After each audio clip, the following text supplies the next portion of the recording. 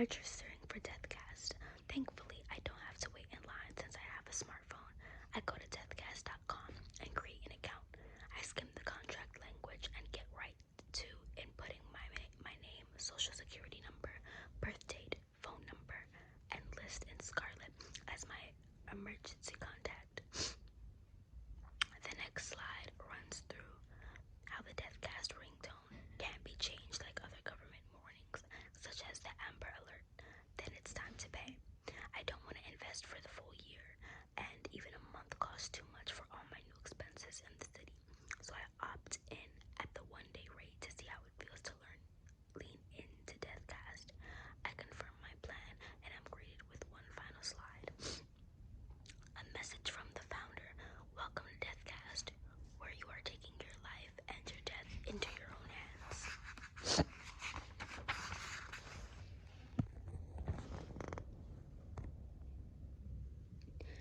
Here at the company, we refer to those who are dying as deckers. Why deckers, you ask? We want you to remember that you are all the captains on the decks of your own ships, setting sail on your own journeys, stay in motion, or more simply put, live your life. Don't wait until your horizon is fast approaching, but if it is, Deathcast is here for you. Jacqueline Rosa. Done, I say, pocketing my phone. How do you feel? Orion asks. Okay, I only paid for a day, in case it doesn't feel right. Good call, Thomas says. I hope you'll never need it, Orion says. We shouldn't say never, since I don't think anyone wants me modeling at 200, but I understand what he's saying. I really hate that Orion had to get so smart about death, but not as much as I like how much he's going to be in my life now. I'm starting to wonder if destiny is real. The way Orion was talking about those near misses of people avoiding the towers, I'm wondering if that was all destiny or dumb luck. What about meeting Orion and Dalma tonight? Was that destiny? Would it have happened if I had left the apartment sooner or later? What if I had tried riding the train instead? Who's to say if our paths would have ever crossed? What I do know is that I've met them and they're both incredibly strong people. I'm impressed that they're still standing, especially Orion. He wears his heart on his sleeve more than Doma, as if that's some side effect from the viral cardiomyopathy. It's so endearing. Anyone who makes blanket statements about New Yorkers and their harshness hasn't met vulnerable Orion. Doma checks her phone. Couple minutes until life changes as we know it. Let's lift our spirits a bit. What's something you want to do moving forward? I want to figure out my app and start mapping my designs. I have a long list of things I want to accomplish. Magazine covers, Met Gala appearances, walking down the runway at Fashion Week. Though that won't be accomplished this year alone. I have to put in the time and the work to reach that status. That's what I'll keep doing. I'll book more gigs and keep bulking up so more scouts take me seriously. But after everything I've been feeling tonight while walking through this new city and meeting new souls, I'm inspired to say, I want to make great memories, something to look back on whenever existing seems hard. Orion grins and nods. I like that, but even behind his grin, I can tell he's making some pain. He's masking some pain. What about you? Be fast, Doma says.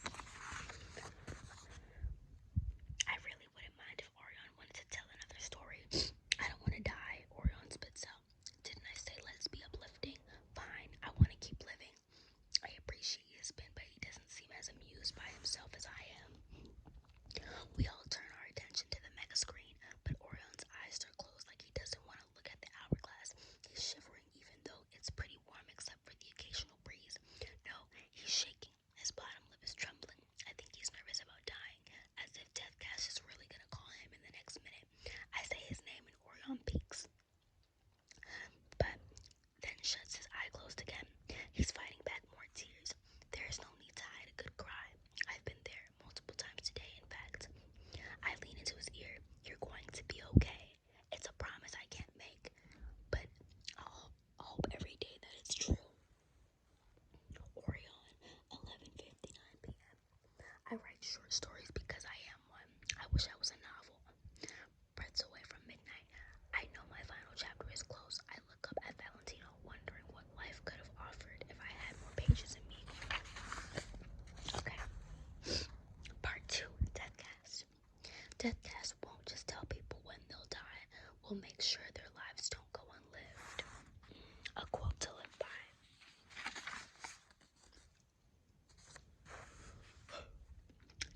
31st, 2010. Was it Jacqueline or Joquin? Rosa? Whatever. 12 a.m. Death Cast might call. Sorry, guys. Death Cast might call Jacqueline Rosa to tell him he's going to die, but it would be a shame for the company's creator to not live long enough to see how his creation changes life as we know it. Truth be told, there are many people who would like Jacqueline dead. People fear change, and this is the biggest change the world has experienced since the internet. It doesn't help that Jacqueline won't tell the public how his company can predict when someone will die. He understands the curiosity behind this life-changing service.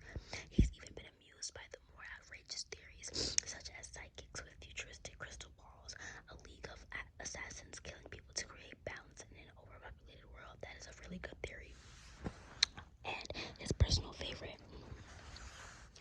time travelers jumping into the future and returning with the next day's obituaries. Nonetheless, Jacqueline is remaining tight-lipped because he doesn't believe the world is ready for the truth. Once that door opens, there will be no closing it. Shortly after Deathcast's very discreet inception years ago, Jacqueline disclosed everything to Central Intelligence, and by everything he means everything. Deathcast has become Jacqueline's life work and mission, even greater than fatherhood, and that work could easily be shut down without governmental support. The process was absolutely draining, so much so that he was tempted to quit before he could begin.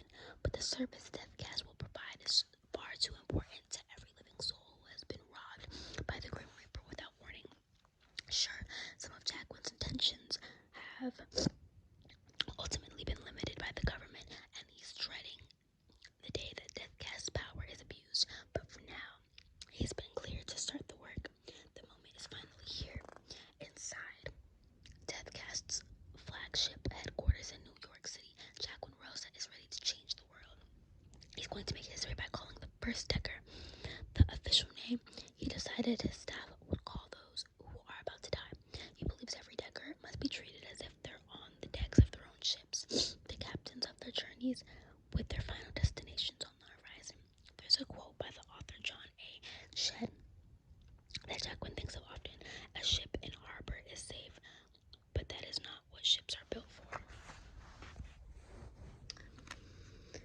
He likes to think he's giving people the opportunity for one last sail. Earlier this evening, during his CNN special, Jacqueline was asked if opting into ending notifications